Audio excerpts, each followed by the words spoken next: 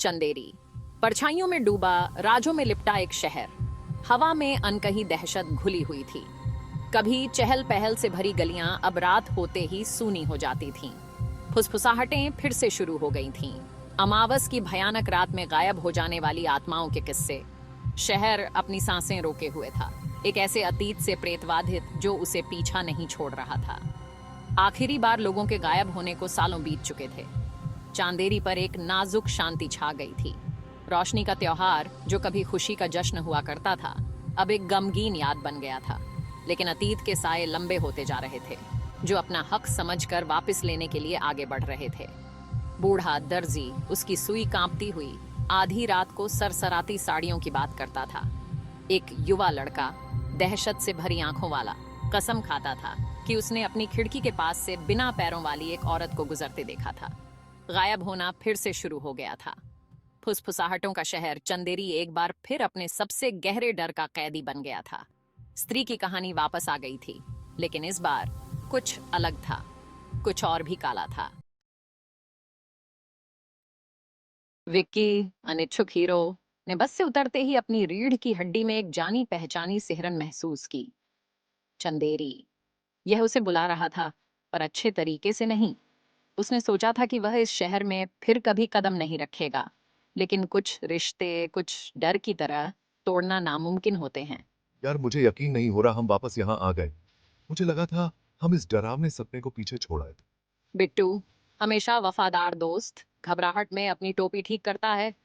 उसका बनावटी साहस उसके हाथों के कांपने को छिपा नहीं सका। उसने अफवाहें सुनी थीं, फुसफुसाहटें जो उसके दरवाजे तक पहुंच गई थीं। चंदेरी लौटना किसी भूखे जानवर के मुंह में चलने जैसा लग रहा था। अरे यार, ये जगह तो मुझे डरा ही रही है। हम वापस क्यों आए? जया, रहस्यमय बाहरी व्यक्ति, चंदेरी को डर और गंभीर दृढ़ संकल्प के मिश्रण से देखती है। चंदेरी से उसका नाता किसी और से भी गहरा था। उसका अधूरा काम था इस शहर से चिपके अंधेरे से एक हिसाब चुकता करना था। हमें इसका सामना करना होगा। यहाँ जो कुछ भी हो रहा है, हम इससे अब और नहीं भाग सकते। लोगों के गायब होने का एक तरीका था, पहले की तरह। अमावस की रात को जवान मर्द गायब हो जाते थे।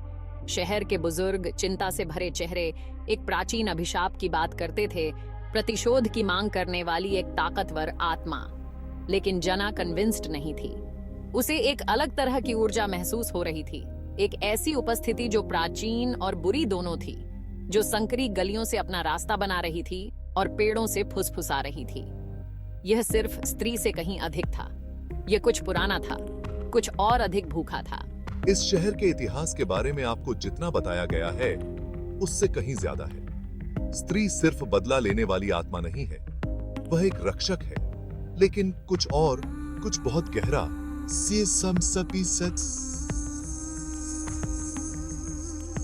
ने सच्चाई को तोड़ मरोड़ कर रख दिया है। और यही वह अंधेरा है जिसे हमें उजागर करने की जरूरत है।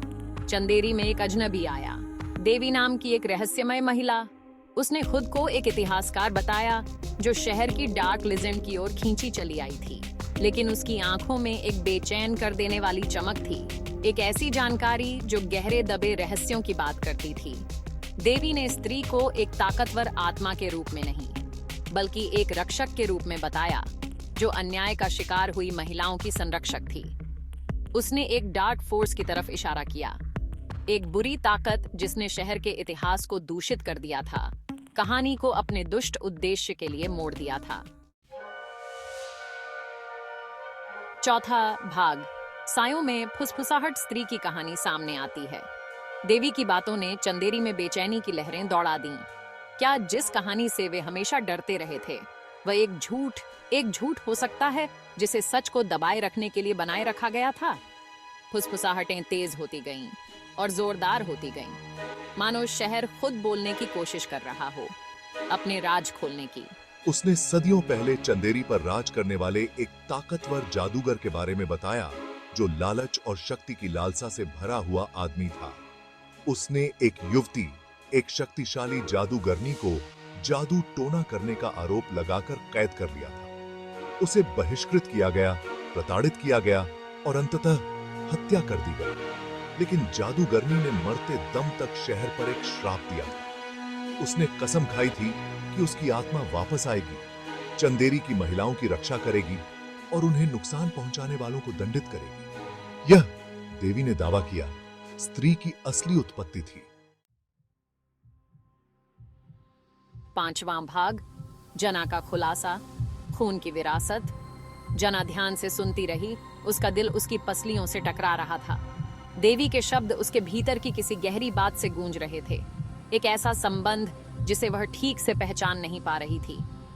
वह हमेशा से अलौकिक, उन अनदेखी ताकतों की ओर आकर्षित रही है जो हमारी दुनिया को आकार देती हैं। जैसे जैसे देवी अपनी कहानी आगे बढ़ाती गई, जना की रीढ़ की हड्डी में ठंडक दौड़ गई। जादूगरनी, उसने खुलासा किया कि एक बहन थी, एक महिला जिसने उसकी याद को जीवित रखने और श्राप को पूरा करने की कसम खाई थी। देवी ने दावा किया कि जना इसी बहन की वंशज थी। जना का खून ठंडा हो गया। उसने हमेशा खुद को अलग महसूस किया था, दूसरों से एक अदृश्य बाधा से अलग। अब वह समझ गई थी क्यों। वह खून और नियति से चंदेरी, स्त्री की विरासत से बंधी हुई थी। 6ठा भाग, अंधेरा जागता है। एक बुरी ताकत जागती है, लेकिन देवी के आने से चंदेरी में कुछ और भी हलचल मच गई थी। एक अंधेरा, प्राचीन और कपटी, जाग चुका था। ये सतह के नीचे कुंडलित था, वार करने के अपने पल की प्रतीक्षा कर रहा था। गायब होना बढ़ गया और अधिक बेखौफ और अधिक बार बार होने लगा। हवा डर से सानी हो गई, फुसफुसाहटें तेज हो गईं, खून जमा देने वाली चीखों में बदल गईं, जो रात में खाली सड़कों पर गूंजती थीं। नगरवासी दहशत से भरे चेहरे भोर की प्रार्थना करते हुए अपने घरों में बंद हो गए। विक्की, बिट्टू और जना खुद को रहस्य के बीच में पाते हैं। डर, रहस्यों और पुरानी दुश्मनी के जाल में फंस जाते हैं। वे स्त्री और उस भयावह ताकत के बारे में सच्चाई को उजागर करने के लिए समय के खिलाफ दौड़ पड़े, जो अपने कुटिल उद्देश्यों के लिए उसकी कहानी में हेरफेर कर रही थी। 7वां भाग, स्त्री 2, आतंक का वादा। जैसे जैसे अमावस्या निकट आई, प्रेतवाधित शहर पर एक भयानक चमक बिखेरती हुई मिथक और वास्तविकता के बीच की रेखा धुंधली होती गई। क्या स्त्री वास्तव में देवी के दावे के अनुसार रक्षक थी, या वह कहीं अधिक भयावह खेल में मोहरा बन गई थी? इसका जवाब चंदेरी के सबसे गहरे राज के अंदर दबा हुआ था। एक भयावह तसल्ली के लिए मंच तैयार किया गया था, इच्छा शक्ति का टकराव जो चंदेरी के भाग्य का फैसला करेगा और उसके उद्धार या उसके विनाश को सामने लाएगा।